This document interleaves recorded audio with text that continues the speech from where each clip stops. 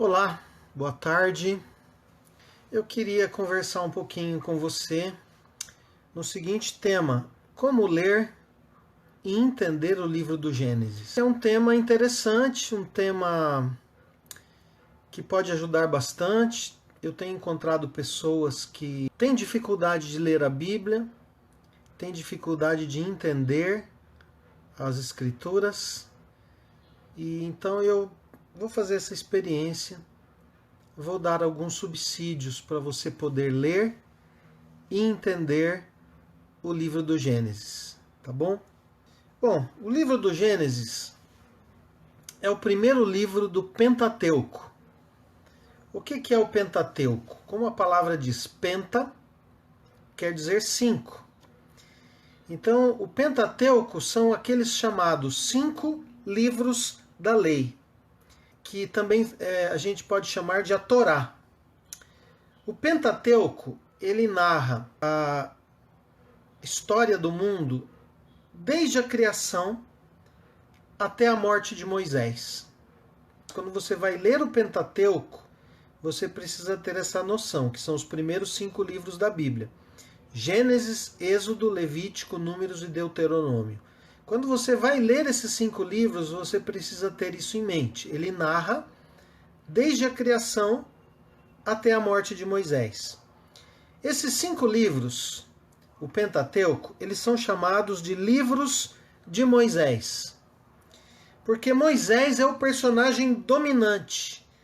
E a mensagem central desses 5 livros é a aliança que Deus faz com o seu povo. E Deus, fazendo uma aliança com o seu povo, ele dá a esse povo uma lei. E o objetivo dessa lei é fazer com que esse povo viva de uma maneira que honre o Criador. Toda a Bíblia tem ensinamentos para a gente aprender a viver de uma maneira que honre o Criador. E o Pentateuco não é diferente. E o Gênesis é o primeiro livro do Pentateuco, portanto, o primeiro livro da Bíblia. A palavra Gênesis significa princípio. Porque no livro do Gênesis a gente vê o princípio de todas as coisas. Tudo que acontece no Gênesis acontece pela primeira vez na história. É o princípio do mundo, é o princípio dos seres humanos, é o princípio do pecado, é o princípio do sofrimento. E, então, tudo começa ali. A promessa de salvação aparece pela primeira vez no Gênesis. O início da civilização, o princípio da família, as primeiras nações, os primeiros idiomas, o nascimento do povo de Israel. Então, o Gênesis é o livro que conta o princípio de tudo. E Moisés é considerado o autor do livro do Gênesis. E o autor de todo o Pentateuco, é claro, com exceção do episódio da própria morte. Aí não podia ser Moisés. Como que Moisés iria narrar, escrever a história da sua própria morte? Então supõe-se que foi Josué que anotou ali, que escreveu essa parte final, porque Josué foi discipulado por Moisés, ele foi o sucessor de Moisés na liderança do povo, depois da entrada na Terra Prometida. O livro narra ali a morte de Moisés, possivelmente foi aquele trecho, aquela parte foi escrita por Josué. Mas a história do Gênesis ela vai além de Moisés. Então vamos ver o que a própria Bíblia testemunha sobre a autoria do Gênesis. Lucas 24, versículo 27, diz assim: Jesus, estava conversando com os discípulos que ele encontrou no caminho de Emaús, e num certo momento Jesus diz assim para eles: como vocês demoram a entender e crer em tudo que os profetas disseram? Pois era preciso que o Messias sofresse e assim recebesse de Deus toda a glória. Porque os discípulos ali no caminho do Emaús não haviam reconhecido Jesus Ao contrário, eles estavam tristes, abatidos, porque eles souberam da crucificação, do sepultamento de Jesus, e Jesus aparece para eles ressurreto, e eles, num primeiro momento, não reconhecem Jesus.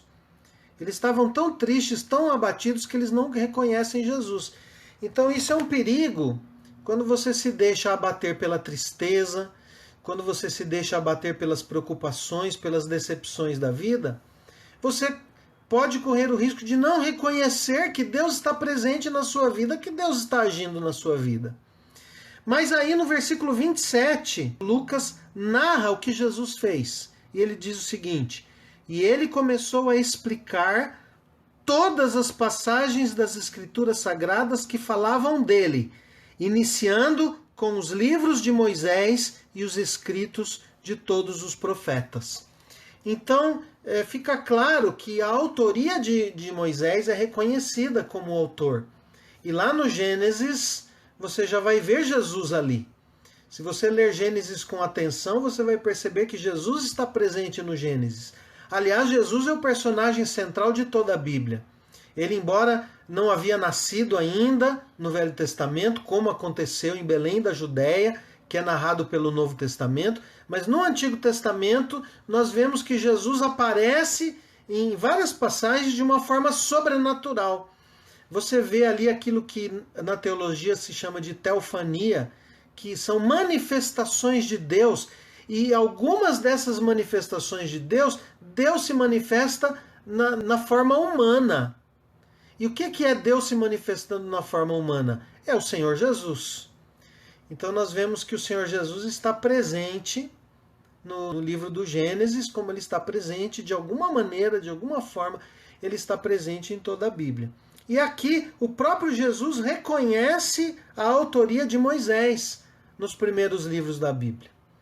Um outro texto que chama a nossa atenção é João 5,46, porque no versículo 39, Jesus está falando assim para aqueles que estão ali ao redor dele. Vocês estudam as Escrituras Sagradas porque pensam que vão encontrar nelas a vida eterna, e são elas mesmas que dão testemunho a meu favor. Ou seja, Jesus diz, vocês acham que a vida eterna está na Escritura? Ele está dizendo, pois a vida eterna está na Escritura mesmo. As Escrituras falam de mim. Então Jesus está nesse contexto. Quando chega no versículo 46, ele fala assim para aqueles que não estão acreditando. Se vocês acreditassem em Moisés, acreditariam também em mim, pois ele escreveu a meu respeito. Então Jesus está dizendo aí que Moisés escreveu a respeito dele. Vou encorajar você a ler o livro do Gênesis. Quem sabe hoje, depois dessa live, você se senta, pega o livro do Gênesis e começa a ler. E faz uma leitura já entendendo o contexto, entendendo o plano de fundo, entendendo tudo aquilo que implica ali a história do livro do Gênesis.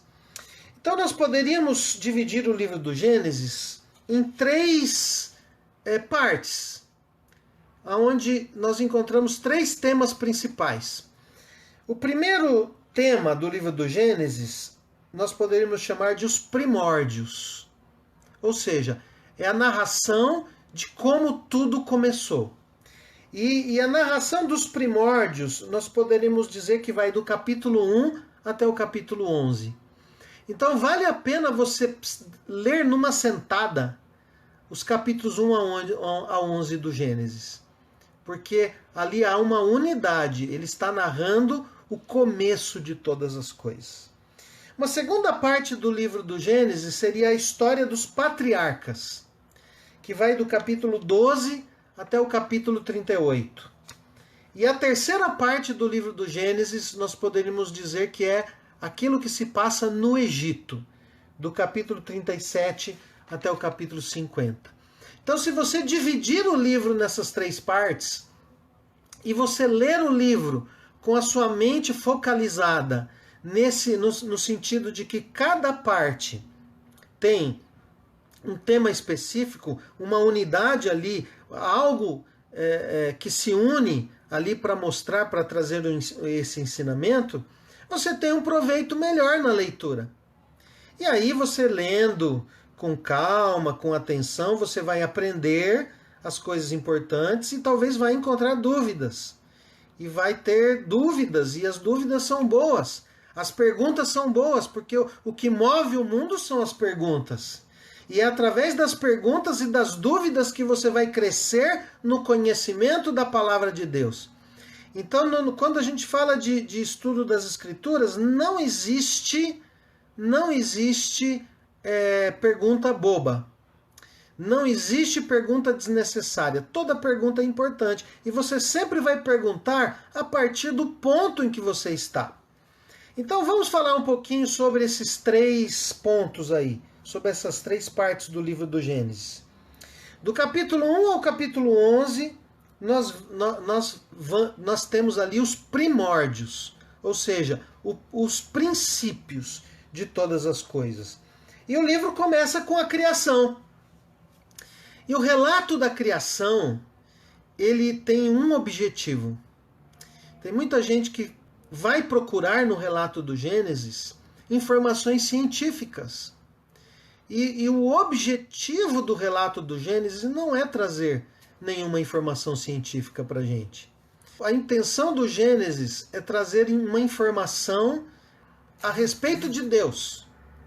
Ela traz princípios para a nossa fé, não para a ciência. Por quê? Por várias razões. Primeiro, porque Deus se revelou a uma sociedade pré-científica. Então não havia motivo nem razão para se falar em ciência, nem para se tratar de temas científicos para essa sociedade.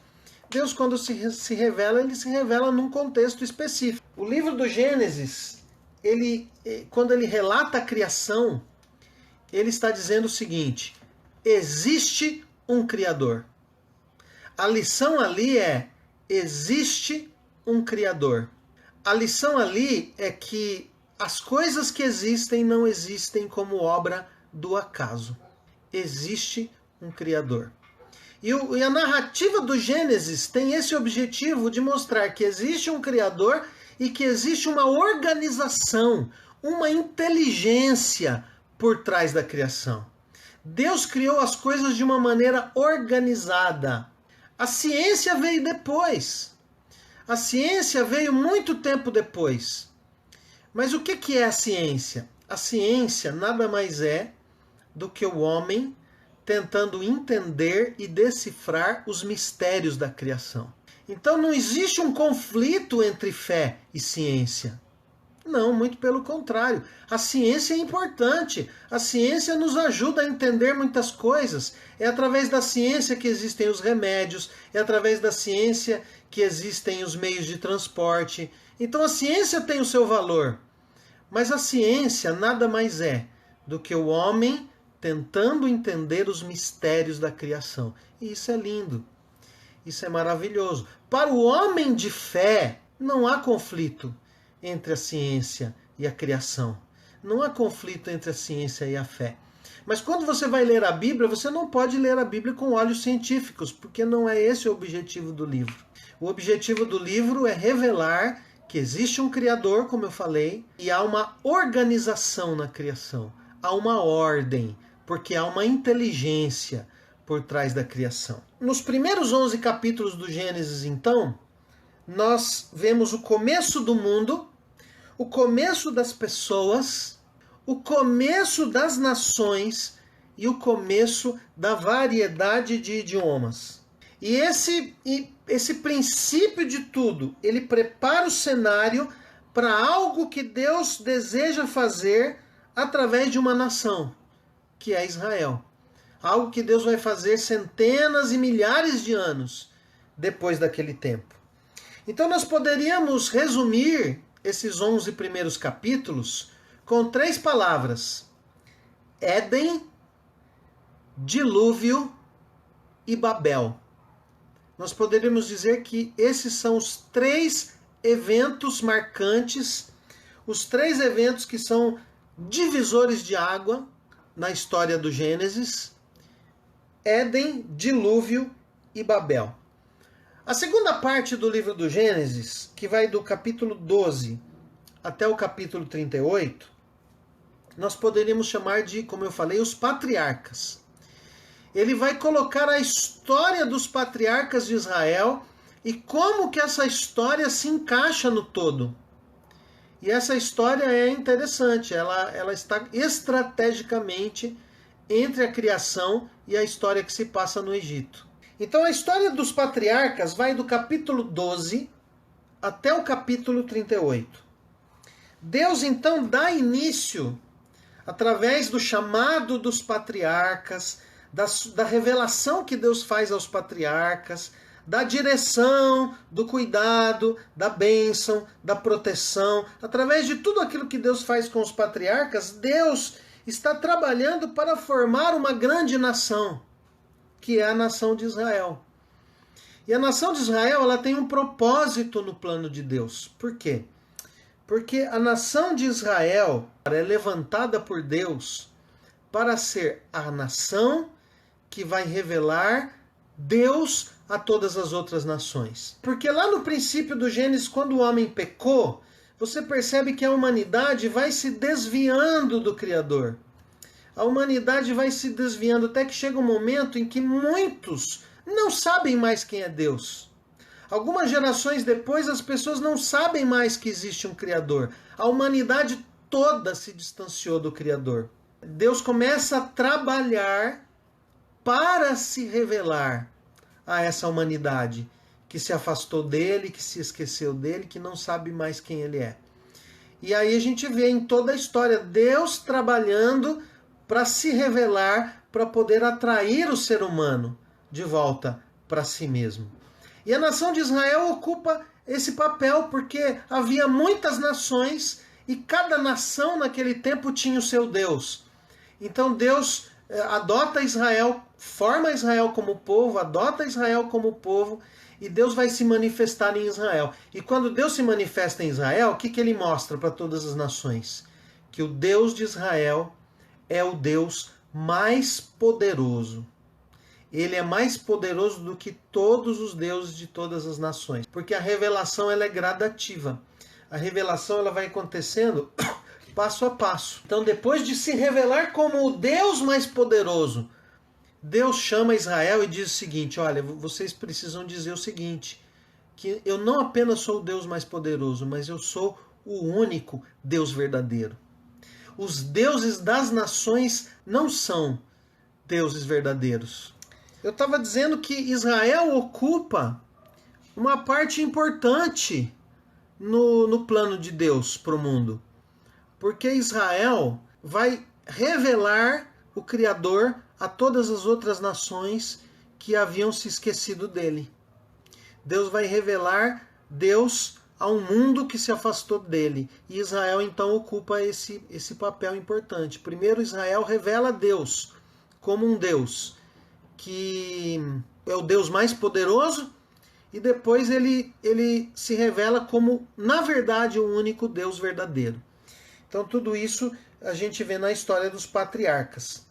Então, o plano de Deus, ao construir uma nação, que é Israel, é fazer com que todas as nações da terra sejam abençoadas. É fazer com que todos os povos da terra sejam abençoados. O propósito de Deus ao abençoar Israel não é apenas que Israel seja uma bênção, mas é fazer com que Israel seja um instrumento. Porque Deus não deseja abençoar apenas Israel. Deus deseja abençoar todas as nações. Deus deseja abençoar todas as famílias da terra, todas as pessoas da terra. E Israel então é um instrumento. Então Deus Deus forma Israel e dá a Israel uma terra. Por quê? Porque naquele tempo uma nação só podia ser livre se uma nação tivesse terra. Aquela nação precisava de uma terra. Deus então forma uma nação e dá uma terra a essa nação. Dá uma terra ao seu povo. E é nessa terra e através desse povo que milhares de anos depois Deus vai cumprir a sua promessa de enviar o Salvador. E a promessa do Salvador está em Gênesis. A promessa do Salvador está ali já no capítulo 3 de Gênesis. Logo depois da queda, Deus promete enviar o descendente da mulher que vai esmagar a cabeça da serpente. O que ele está falando? Ele está falando de uma pessoa, de um ser humano que vai ser levantado por Deus para desfazer as obras do diabo. E nós entendemos que essa pessoa é o Senhor Jesus. Então o Senhor Jesus está no Gênesis. O Evangelho é anunciado no Gênesis. Porque no Gênesis tem uma palavra de esperança e de restauração para a humanidade através do descendente da mulher. E depois Deus vai trabalhando, Deus chama os patriarcas, chama Abraão, chama Isaac, chama Jacó, e os 12 filhos de Jacó, eles iniciam as 12 tribos de Israel. Através das 12 tribos é que se forma a nação de Israel, que é uma nação que foi chamada por Deus com um grande privilégio, mas junto com esse grande privilégio, uma grande responsabilidade. Qual é o privilégio? Qual é a responsabilidade? Anunciar a grandeza de Deus a todas as nações. Anunciar o Criador para todas as nações. Então esse é o propósito de Israel. O problema é que num determinado momento da história de Israel, Israel se sentiu tão privilegiado que esqueceu da sua responsabilidade. E aquele termo que a gente encontra, nações, povos, no Antigo Testamento, e que no Novo Testamento é a palavra gentios, que significa etnias, que o judeu passa a usar gentios num sentido pejorativo, no sentido de minimizar os outros povos e de se considerar um povo privilegiado. Na verdade, é por causa dos gentios que Deus elegeu Israel. É por causa dos povos não alcançados, é por causa das nações que Deus chamou Israel. O privilégio de Israel não é só um privilégio para que Israel dissesse, não, nós somos o povo de Deus e o resto é o povo. O resto são as gentes. O resto é gentalha, que eu acho que é mais ou menos o que significava a palavra gentil na boca do judeu daquela época. Deus chama Israel para que, através de Israel, Deus fosse conhecido de todas as nações. Qual que era a intenção de Deus em dar a sua lei ao seu povo? É fazer com que a sociedade de Israel fosse uma sociedade tão justa, tão fraterna, tão igualitária, que as outras nações iriam olhar para Israel e dizer, vejam como eles são. É por causa do Deus que eles servem que eles são assim. É por causa disso. E então vamos a Israel. Vamos a Israel para nós aprendermos sobre essa justiça, para nós aprendermos sobre esse Deus a quem eles servem. Esse era o objetivo de Israel. Que Israel fosse como uma luz para as nações. Que Israel vivesse de uma maneira tão linda, que Israel brilhasse. E as nações olhando para Israel, então, fossem atraídas e quisessem conhecer o Deus a quem Israel servia. Só que Israel, nessa jornada, Israel se desviou desse propósito. Israel não foi fiel a esse propósito que Deus deu. Então é preciso que chegue um determinado momento da história em que Deus vai intervir, em que Deus vai agir para corrigir esse desvio que Israel teve na sua jornada. A terceira parte do livro do Gênesis é a história que se passa no Egito. Isso vai do capítulo 37 até o capítulo 50. E a gente vai ver que Deus, embora aconteceu muita coisa ali, embora no tempo de José teve aquela grande fome, teve aquela grande falta de alimentos, e aí o José foi ali usado por Deus para salvar tanta gente. Embora a família de Jacó venha habitar no Egito, ainda assim, o texto mostra que Deus continua trabalhando para cumprir o seu propósito. Deus continua trabalhando para formar essa nação. Então José, filho de Jacó, é o personagem central dessa narrativa que tem o Egito como centro. Então José vai para o Egito, vendido pelos seus irmãos, ali acontece tanta coisa com José, ele não deixa de confiar em Deus, mesmo nos tempos de adversidade, mesmo nos tempos difíceis, José não deixa de confiar em Deus. E essa é uma mensagem atual para nós. Imagina, José, traído pelos próprios irmãos, vendido como escravo pelos próprios irmãos. Como é que ele se sentiu naquela hora? Os próprios irmãos que deveriam amá-lo ficam com raiva dele, e quando os irmãos o vendem como escravo, os irmãos estão considerando ele um nada. Estão considerando ele como se ele tivesse morrido. E isso é algo muito triste para o coração de José. Eu fico imaginando José na viagem até o Egito, na mão daqueles mercadores. Como que o coração de José estava? Você concorda comigo que foi um tempo de crise, um tempo de dificuldade, um momento difícil para José, e os irmãos foram dizer para o pai dele que ele tinha morrido. É como se ele tivesse morrido. Ninguém iria atrás dele, ninguém iria procurá-lo. Ele estava esquecido em terra estranha. Olha só que interessante. José passou por um momento de crise profunda. Aí ele chega no Egito. Mas o Senhor está com ele. E o Senhor, agindo na vida de José, o Senhor levanta José. José vai trabalhar como escravo na casa de Potifar, e logo ali José se destaca, porque José não fica murmurando a sua dificuldade. José não fica reclamando da vida. José confia em Deus. E ele floresce aonde Deus o planta. Aonde Deus coloca José, ele é bênção. E ele se torna então o melhor escravo daquele homem. E aquele homem coloca então José como um mordomo, como administrador de todos os seus bens. Aí acontece o seguinte, a mulher de Potifar, que não era uma mulher muito direita, que não era uma mulher muito correta, ela se assanha com José, faz uma armadilha para José, e o resultado dessa história, você vai ler lá, é que José acaba na prisão. O que José faz na prisão? Ele não murmura, ele não reclama da sorte, ele não se entrega. Nós que somos cristãos, nós que temos fé em Deus, não podemos nos entregar na hora do momento difícil. Nós temos um Deus em quem podemos confiar, que pode mudar a nossa sorte, ainda que a gente tenha que enfrentar dificuldades. E José é um cara assim. É um cara que confia no Senhor.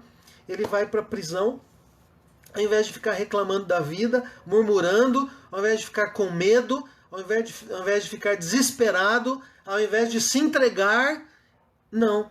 José se torna o melhor prisioneiro. Percebe? Ele floresce onde Deus o coloca. José floresce em todas as circunstâncias. Para José não tem tempo ruim. O tempo ruim é adubo na vida de José. Ele sempre cresce. Ele sempre caminha. Ele caminha com Deus. Ele busca Deus. Ele tem Deus como seu Senhor. E por causa disso Deus sempre está com ele. E José se torna o melhor presidiário. O carcereiro faz o quê? Coloca a chave da prisão na mão de José. E aí acontece aquela história. Não vou dar spoiler para quem nunca leu. Quem já leu pode ser que tenha esquecido alguns detalhes. Mas ali tem o sonho do padeiro e tem o sonho do copeiro. E um deles vai ser morto, o outro deles vai ser restituído ao seu trabalho. E José diz assim para ele: você lembra de mim? Fala de mim pro rei. E aquele homem, então, o copeiro do rei, esquece. Até que o faraó tem um sonho. E Deus coloca um sonho lá na cabeça do faraó. E nenhum dos magos, nenhum dos mágicos lá do Egito consegue interpretar aquele sonho. Aí o copeiro fala: olha, faraó, lá na cadeia teve um camarada que interpretou o meu sonho. E no meu sonho falou que eu ia voltar a te servir e eu estou aqui. O faraó manda chamar José. E José da prisão, ele vai se tornar o número 2, o imediato, o segundo em comando de toda uma nação que nesse tempo era a maior potência mundial, o Egito. Então veja, aonde Deus coloca José, José floresce. José floresce nos piores lugares. José floresce nos lugares mais difíceis. José floresce nos momentos em que qualquer um iria desanimar. No momento de crise, no momento que ele tinha tudo para ficar abatido. Não, ele anda com Deus, e quem anda com Deus não se abate.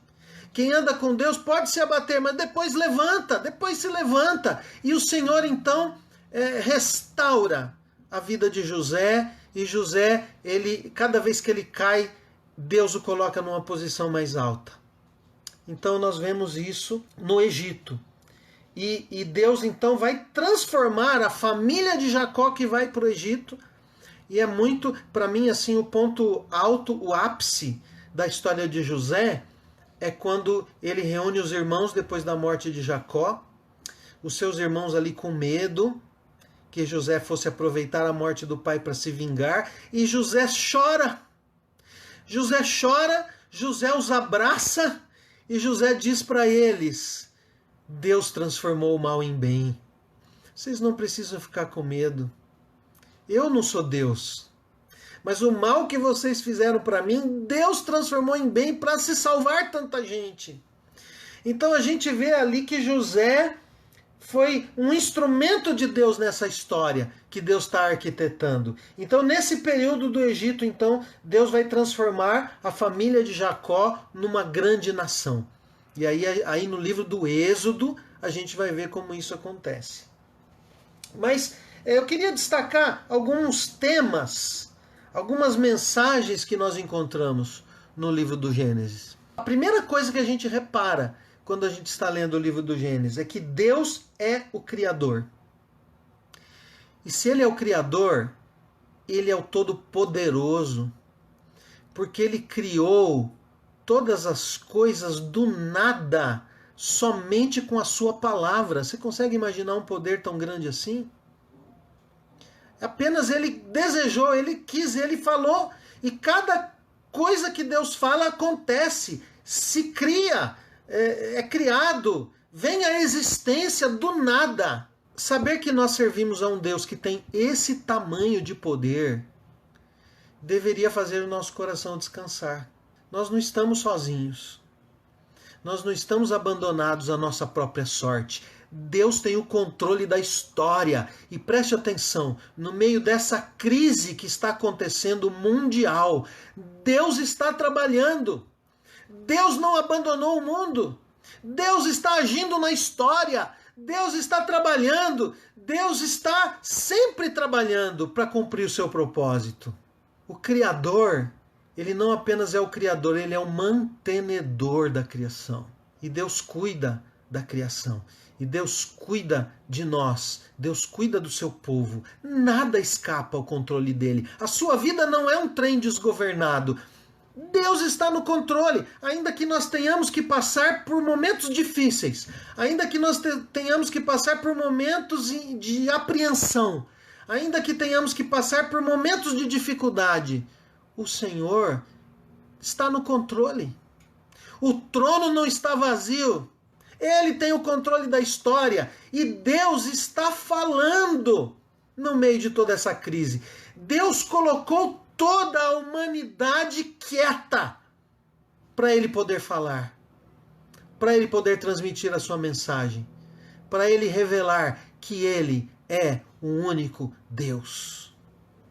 E isso é lindo, isso é maravilhoso, isso traz conforto, traz coragem ao nosso coração, isso traz ânimo para o povo de Deus, mas isso também traz preocupação para aqueles que estão andando longe de Deus, para aqueles que têm ofendido a glória de Deus, para aqueles que estão desafiando o Criador.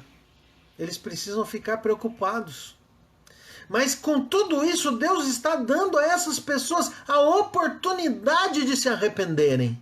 Deus está chamando ao arrependimento. Através da crise, Deus chama o pecador ao arrependimento. Através da crise, Deus corrige o seu povo, Deus corrige a sua igreja. Deus chama a sua igreja ao arrependimento. Porque, gente, vamos pensar, aqueles que se dizem cristãos, a igreja do Senhor no nosso tempo, como a igreja do Senhor tem se desviado da palavra do Senhor, como a igreja do Senhor tem inventado tantas coisas que não honram a Deus, como os que se dizem cristãos têm vivido uma vida que desonra o Criador. E Deus vai falando, Deus tem enviado os seus profetas, Deus tem enviado muitos pastores sérios, pregadores, homens de Deus, chamando o seu povo ao arrependimento. E o seu povo está como? Dormindo. Dormindo. A obra missionária precisando de recursos. E os crentes retêm o recurso. Os crentes gastando os seus recursos somente consigo mesmos, sem investir na obra de Deus. Deus está vendo tudo isso. A igreja brasileira voltada só para si, não só no Brasil, no mundo todo. A igreja voltada para os seus projetos, para as suas coisas, para o seu benefício, e a obra missionária enfrentando grandes dificuldades. Uma hora Deus tinha que chamar o seu povo ao arrependimento. Uma hora Deus tinha que parar o seu povo, para o seu povo parar, pensar e refletir. Mas nesse tempo, aqueles que estão andando longe de Deus são chamados ao arrependimento. Mas aqueles que têm sido fiéis, aqueles que têm lutado para andar com o Senhor, serão fortalecidos. E você que tem andado com Deus, você que tem lutado, feito de tudo para ser fiel a Deus, que tem buscado o Senhor, que faz parte daquilo que a Escritura chama de o remanescente fiel. O remanescente fiel sempre existiu. Ele sempre existe. Quando todo o povo de Deus se desvia, sempre tem alguns que permanecem no caminho certo. A estes, Deus chama e vai fazê-los florescer no meio dessa crise, como José floresceu em cada momento de crise. Entendeu? Então busque a Deus. Esse é um tempo para buscar mais a Deus, é um tempo para se humilhar diante do Senhor, é um tempo para chorar diante de Deus, é um tempo para buscar o Senhor, para dizer: Deus, eu achava que eu te conhecia, mas eu não te conheço. É um tempo de abrir as Escrituras e dizer: Deus, eu preciso de uma palavra do Senhor para esse tempo. E aí você vai à Escritura, Deus vai falar com você. Deus vai falar com você. Busque o Senhor, busque a palavra, tenha mais tempo de comunhão com Deus, mais tempo de comunhão com a palavra. Esse é um tempo para isso. Esse é o tempo das primeiras dores. Esse é um tempo que antecede a volta de Cristo. Esse é um tempo de sinais que antecedem a volta de Cristo. Esse é um tempo de reflexão, é um tempo de arrependimento. Primeiro, os pecadores, aqueles que estão andando longe de Deus, precisam se arrepender. Estão sendo chamados ao arrependimento. Mas principalmente o povo de Deus, que tem vivido uma vida cristã pobre, que tem vivido uma vida cristã inconsequente, que tem vivido uma vida que não leva Deus em consideração. O povo de Deus que tem sido muito mais influenciado pela cultura do que pela Escritura, precisa se humilhar diante do Senhor. Pedir perdão ao Senhor, pedir: Deus, ok, entendi o recado. Me ajuda a florescer nesse tempo de crise e anunciar a tua glória às nações. Porque Deus, Ele vai fazer com que a glória dele prevaleça. Ele vai fazer com que a glória dele seja reconhecida, de uma maneira ou de outra. Que seja pela sua vida e pela minha vida, que seja pela igreja, que o mundo possa ver uma igreja mais humilde, que o mundo possa ver uma igreja mais centrada na Escritura, uma igreja mais centrada na palavra de Deus e nos princípios que Deus revelou. Então, algumas mensagens do livro do Gênesis. Primeiro, Deus é o Criador. E se Ele é o Criador, Ele tem um plano. E dentro desse plano, Ele escolheu Israel. E Israel tem um propósito. Porque é em Israel que Deus vai enviar o Messias. Uma segunda mensagem que nós podemos destacar aqui no livro do Gênesis é que Deus criou o homem e a mulher. Deus não criou só o homem. Olha que interessante. E o Gênesis diz que Deus criou o homem e a mulher à sua imagem. Entendeu? A mulher é a imagem de Deus, tanto quanto o homem é a imagem de Deus. Isso está no Gênesis. Então, hoje muitos estão falando aí contra o feminicídio, contra a questão das mulheres não terem os mesmos direitos e tudo. A Bíblia já deixou isso claro desde o começo. É que a nossa sociedade não se volta para a Escritura. Aliás, a sociedade mundial tem rejeitado a Escritura, tem rejeitado a Deus por causa de uma mensagem politicamente correta, por causa da, vamos dizer assim, entre aspas, a ditadura do politicamente correto tem que deixar Deus de fora. Mas Deus já havia revelado isso. Deus já tinha colocado essa revelação aqui. Então Deus cria o homem à sua imagem e semelhança, a mulher à sua imagem e semelhança, mas Deus cria o homem e a mulher com um propósito, que é ter um relacionamento pessoal com Ele. Deus cria o homem e a mulher com um propósito, que o homem e a mulher tenham comunhão com Ele. Por isso, quando Deus coloca o homem e a mulher lá no jardim, todas as tardes Deus vem ao jardim. Para quê? Para ter comunhão. Deus deseja ter comunhão com a sua criatura. Deus deseja ter comunhão com você. O chamado de Deus para a sua vida é para que você busque comunhão com Ele. Nós vivemos um tempo em que os cristãos não conhecem a comunhão com o Senhor. Os cristãos não conseguem orar mais do que 30 segundos. Os cristãos não conseguem ler mais do que um versículo na semana. Meus irmãos, isso precisa mudar. Nós, como igreja, precisamos nos arrepender. E precisamos entender que o propósito da nossa vida é ter comunhão com o Criador. Mas o Gênesis também mostra que o homem é colocado com uma responsabilidade de trabalhar para cuidar da criação. E o que o homem fez quando o homem se afastou de Deus? O homem começou a destruir a natureza, começou a prejudicar a criação. E todos nós sabemos de quantas dificuldades, de quantos problemas nós temos como resultado disso. Mas o ser humano foi criado com o objetivo, primeiro, de glorificar a Deus, de ter comunhão com o Criador. Em segundo lugar, cuidar da criação. O Gênesis também mostra que o homem foi criado livre. Livre para escolher. Mas quando o homem faz uma escolha errada, e é interessante que a gente precisa entender bem ali o relato da tentação, o relato da queda, a mensagem central que o diabo tenta passar ali, para enganar o homem e a mulher, é que se eles desobedecessem, eles seriam como Deus. A tentação ali não é simplesmente comer uma fruta. Embora o mandamento de Deus ele precisa ser obedecido, quer a gente entenda, quer a gente não entenda. Mas a chave da tentação é que o diabo diz para o homem, se você comer essa fruta, você vai ser como Deus. Deus enganou você. Ele falou que se você comesse você ia morrer. Nada, é pegadinha. O que Deus fala não se escreve. O diabo estava dizendo que Deus era mentiroso. Estava dizendo que não se podia confiar na palavra de Deus. Ele distorceu a palavra de Deus. E ele disse assim, come, você vai ser como Deus. Qual é o problema de uma pessoa querer ser como Deus? É que Deus não precisa de nada. Deus não precisa de ninguém. Deus é autossuficiente. E o homem, quando decide comer aquela fruta, ele vai atrás da autossuficiência. Ele vai atrás da independência. Então a raiz de todo o pecado é a independência em relação ao Criador. Esse é o problema. Se você olhar para a sua vida, quando que você peca? Quando você não está em comunhão com Deus. Quando você não pensa em Deus. Quando o seu pensamento está voltado para outra coisa. É aí que você peca.